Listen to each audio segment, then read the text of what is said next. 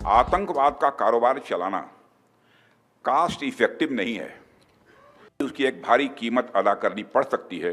इसका अंदाजा आज पाकिस्तान को हो चुका है। हमने आतंकवाद के खिलाफ भारत की स्ट्रेटजी और रिस्पांस दोनों को रीडिजाइन और रीडिफाइन किया है। अब जब भी बात होगी केवल आतंकवाद पर बात होगी, पीओके पर बात होगी और किसी दूसरे मुद्दे पर पाकिस्तान के साथ बात नहीं होगी।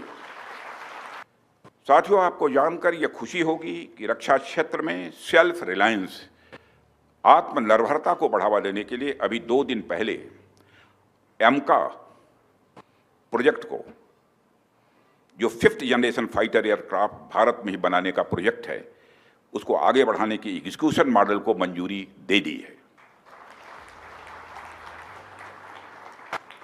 ये एक बहुत ही बोल्ड और बहुत ही डिसाइसिव डिसीजन लिया गया है, जो भारत की डिफेंस कैपेबिलिटीज को मजबूती प्रदान करने के साथ साथ इस देश में एरोस्पेस सेक्टर को एक डेप्थ और एक नई हाइट प्रदान करेगा।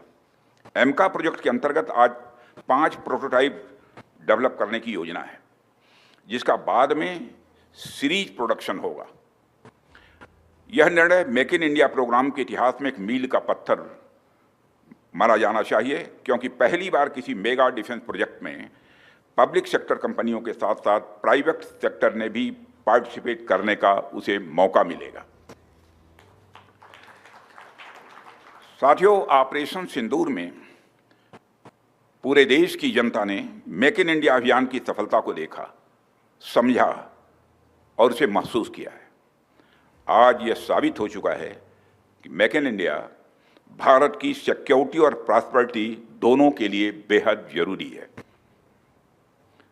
साथियों, भारत की नेशनल सिक्योरिटी में मेक इन इंडिया एक इसेंशियल कंपोनेंट है। यदि हमारे पास यह क्षमता नहीं होती तो भारत की सेनाएं पाकिस्तान के निचले हिस्से से लेकर पीओके तक, पाकिस्तान के निचले हिस्से से लेकर पीओके तक आतंकवाद के खिलाफ इतनी प्रभावी कार्रवाई नहीं कर पाती।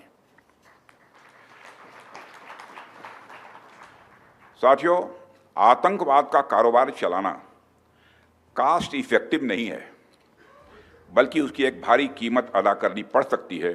इसका अंदाजा आज पाकिस्तान को हो चुका है। फिर से मैं दोहराना चाहूंगा, आतंकवाद का कारोबार चलाना कास्ट इफेक्टिव नहीं है, बल्कि उसकी एक भारी कीमत अदा करनी पड़ सकती है। इसका अंदाजा, इसका अनुमान आज पाकिस्तान को हो चुका है। हमने आतंकवाद के खिलाफ भारत की स्ट्रेटजी और रिस्पांस दोनों को। इस तरह की और वीडियो देखने के लिए हमारे YouTube चैनल को सब्सक्राइब करें और बेल आइकन को दबाना ना भूलें। यदि आप